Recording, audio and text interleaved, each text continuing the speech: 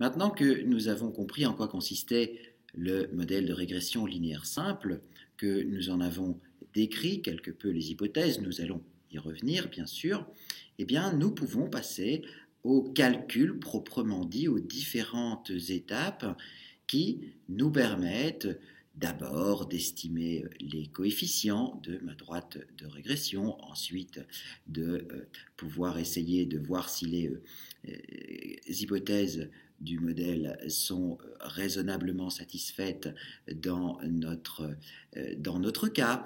Ensuite, faire de l'inférence statistique au sens des intervalles de confiance, des tests d'hypothèse, faire de la prédiction. Tout cela, il s'agit d'étapes de calcul que nous allons faire à partir de maintenant et nous commençons à partir de cette estimation. Nous allons essayer. Dans un premier temps, notre objectif principal va être de trouver des estimateurs pour alpha et bêta. Intuitivement, techniquement, comment est-ce qu'on va trouver des estimateurs pour alpha et bêta?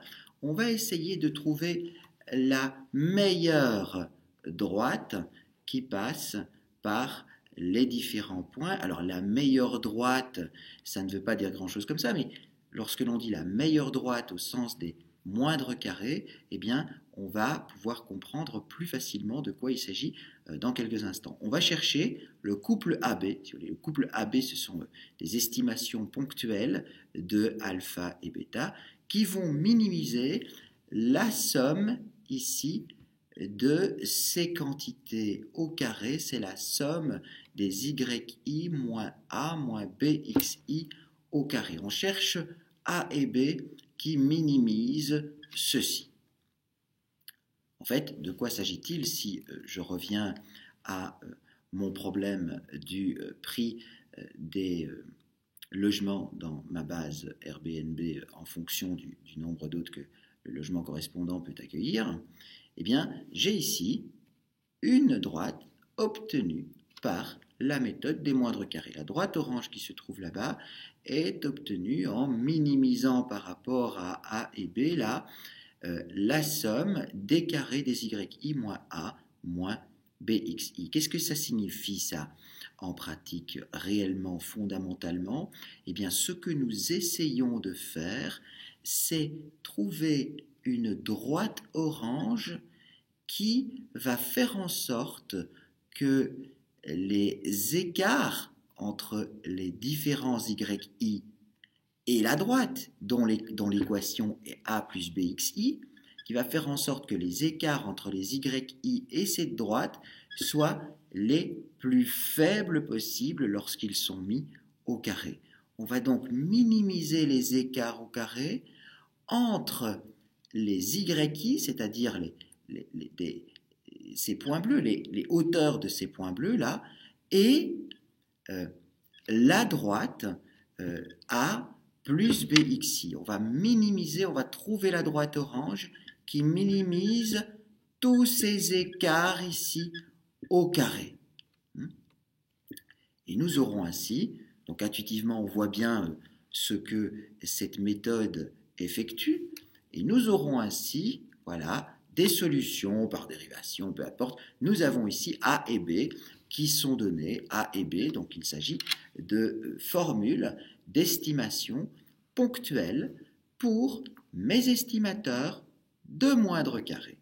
Les estimateurs de moindre carré, ils ont également une formule, on la notera ici alpha chapeau, on les notera ici alpha chapeau et bêta chapeau respectivement. Donc vous voyez, bêta chapeau et alpha chapeau dépendent de l'échantillon directement, donc il dépend des variables aléatoires qui composent l'échantillon aléatoire initial, donc on utilisera des lettres majuscules pour les xi et les yi, alors que ces estimateurs sont traduits naturellement en estimation ponctuelle, en transformant chaque fois les lettres majuscules par des lettres minuscules, et ainsi nous obtenons ici A et B, ces estimations ponctuelles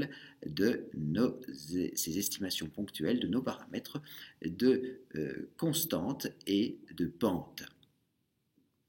Voilà, les petits xi, les petits yi, il s'agit des observations, des réalisations, si vous voulez, des grands xi et des grands yi. Ça, c'est quelque chose qui est relativement classique. Il y a des petits xn bar, des petits yn bar ici, qui sont définis de manière tout à fait naturelle, de même que les grands xn bar et grands yn bar, qui consistent en des moyennes empiriques aléatoires, bien sûr. Voilà pour ces formules de moindre carré. La première étape, donc si vous voulez, lorsque l'on a à effectuer un problème de régression linéaire simple, eh bien c'est ça, c'est d'aller chercher des estimations ponctuelles pour les paramètres de constante et de pente. En plus de cela, nous avons également quelque chose d'intéressant, c'est nous obtenons à partir de ces calculs-là un estimateur et une estimation ponctuelle, encore une fois, mais pour la variance des erreurs. Pour la variance des erreurs et donc pour l'écart type des erreurs également, puisqu'il suffit de mettre cet estimateur ou cette estimation à la racine pour obtenir un estimateur ou une estimation de l'écart type. Alors, à quoi est-ce que cela ressemble? Voici ici, sigma chapeau carré, notre estimateur dans ce cas-ci de la variance des erreurs. Il s'agit de 1 divisé par n-2 fois la somme de ces erreurs estimées au carré, de ces estimateurs d'erreurs au carré, pour être tout à fait précis. Voilà, encore une fois, il s'agit d'une formule pour laquelle, lorsque je veux obtenir la réalisation sur base de l'échantillon de cette formule, eh bien, il me suffit de remplacer les lettres majuscules par des lettres minuscules et ainsi d'obtenir, alors, cette notation-là, SE carré epsilon, donc ça c'est la variance, c'est l'estimation ponctuelle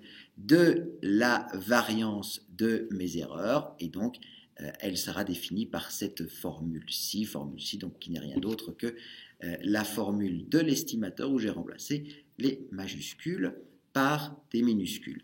Le SE là, c'est pour Standard Error, c'est une notation qui est assez couramment usitée.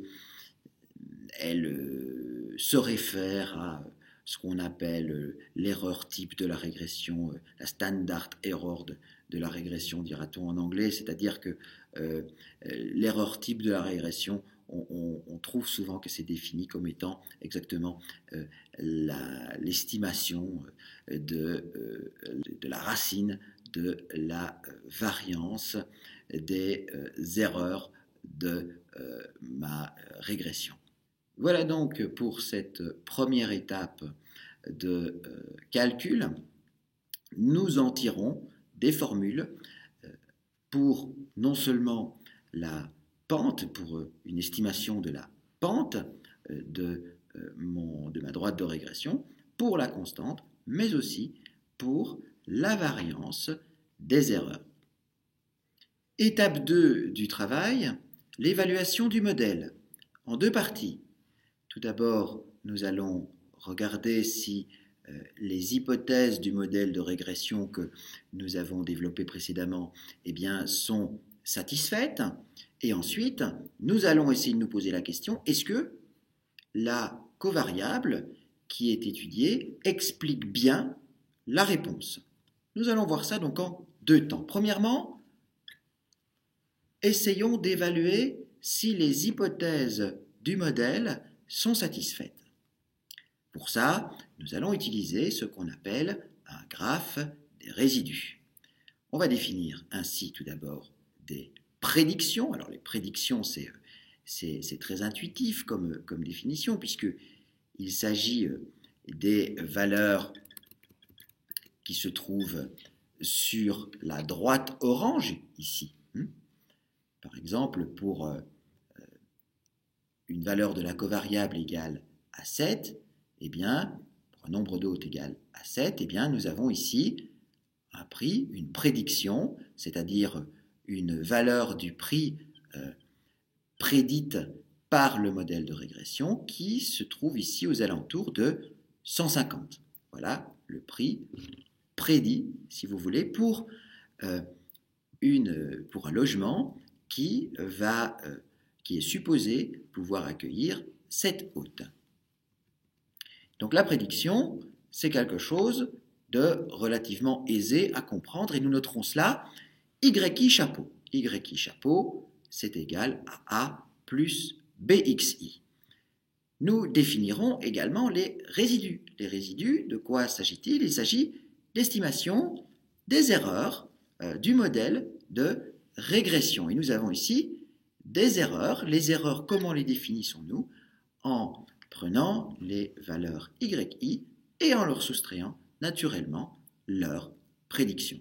Nous avons donc N prédictions et N résidus. Nous allons ainsi porter en graphique à la fois les résidus et nous allons construire un graphique des résidus contre les valeurs de la covariable d'une part et des résidus contre les valeurs des prédictions d'autre part. Ces graphiques-là ne doivent pas être fondamentalement différents puisque nous savons bien que les prédictions, il s'agit d'une transformation linéaire des covariables et donc si en abscisse j'ai les covariables ou en abscisse j'ai les prédictions, eh bien les graphes ne sont pas nécessairement très différents.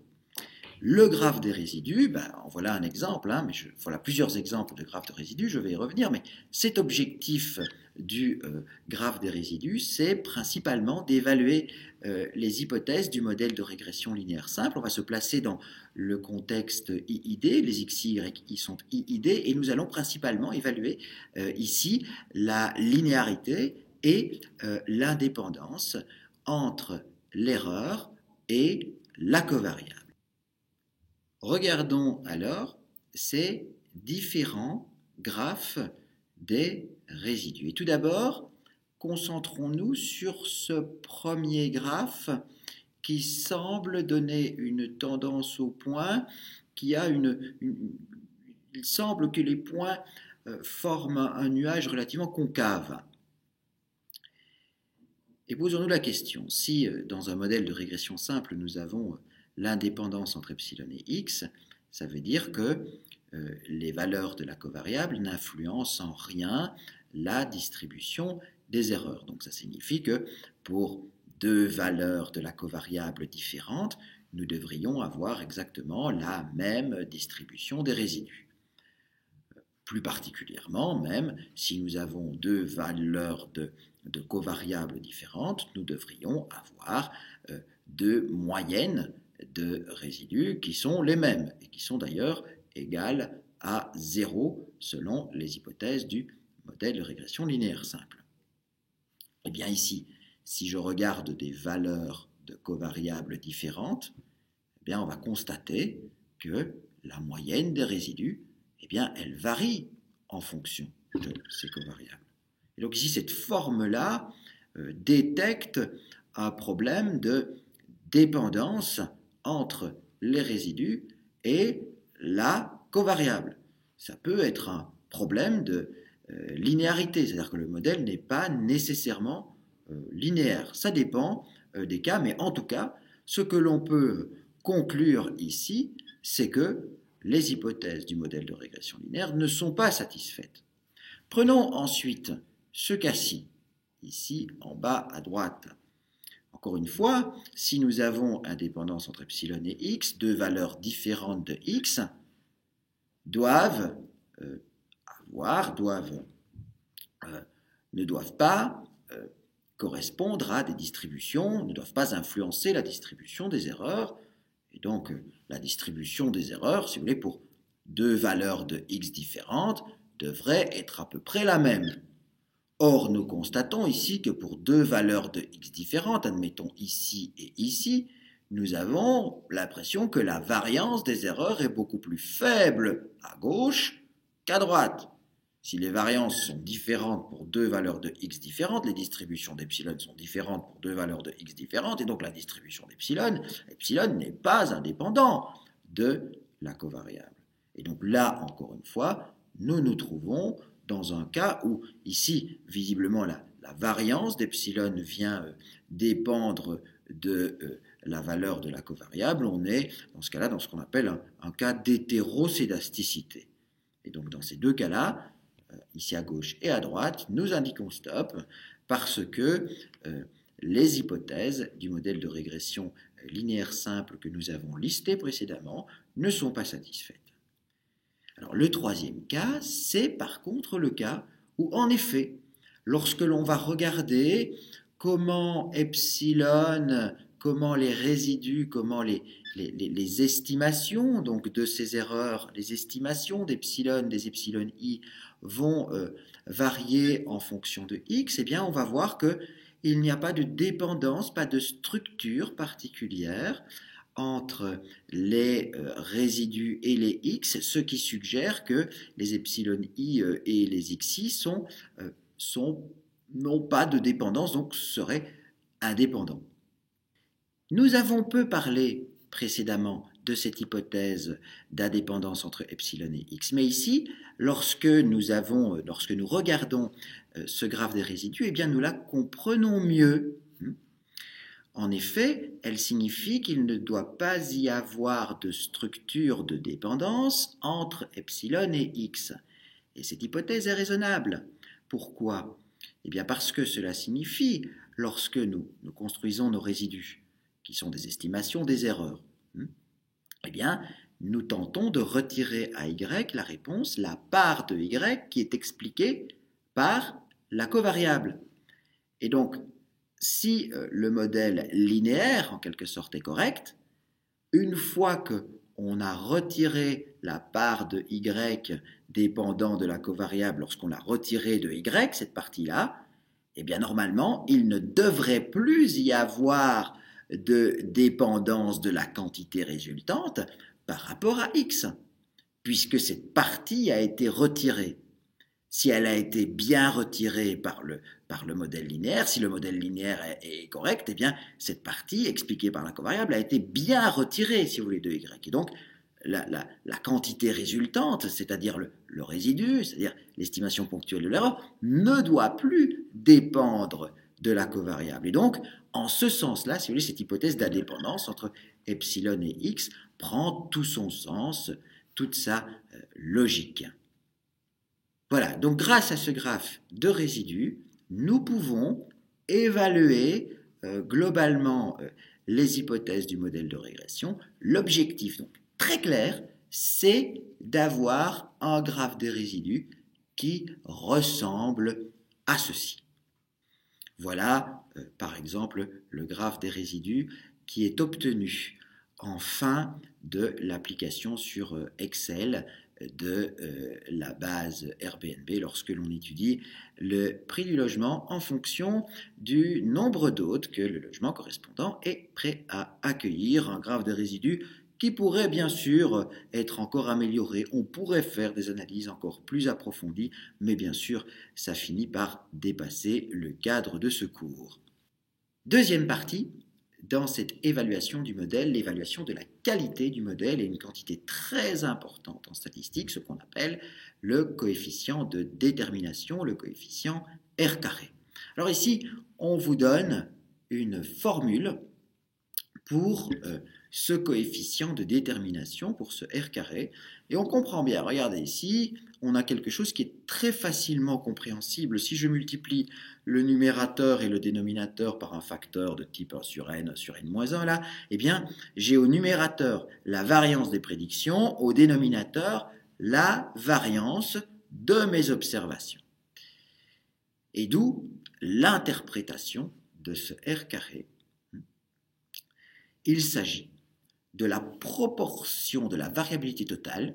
Au dénominateur, on a une sorte de variance totale. Et au numérateur, on a une variance, mais de points qui sont, si vous voulez, plus concentrés. Ce sont des points qui se trouvent sur la droite orange. Là, ce n'est pas les points bleus de mon graphe précédemment. Donc, c'est en quelque sorte une proportion de variabilité qui est une proportion de variabilité totale, ce R carré, qui va être attribuable à la relation linéaire, c'est-à-dire à la partie qui est expliquée du modèle. Plus le R carré est grand, plus cela signifie que la variabilité, la variabilité totale des points, la variabilité totale des points bleus dans mon graphe initial comporte une partie importante de variabilité qui provient de mes prédictions, qui provient de mon modèle. Pour comprendre encore un petit peu mieux cette phrase-là, on peut imaginer les différents cas extrêmes. Hein, et on peut se dire, tiens, si dans mon graphe précédent, j'avais tous les points bleus qui étaient exactement sur la droite orange là. Si la droite orange, si les erreurs étaient nulles, et bien alors à ce moment-là, j'aurais des valeurs prédites qui sont sur la droite orange et qui sont égales, bien sûr, aux vraies valeurs des y. Et dans ce cas-là, j'aurais un r carré égal à 1. C'est-à-dire que mon modèle linéaire, ma droite, mon modèle, le modèle de droite, si vous voulez, explique complètement les y dans ce cas-là. Et dans ce cas-là, on a un r carré qui vaut 1. Un r carré qui est grand, donc, ça signifie que la droite orange a une grande part dans l'explication de la variabilité des points bleus. Les points bleus sont très proches de la droite orange, tout simplement.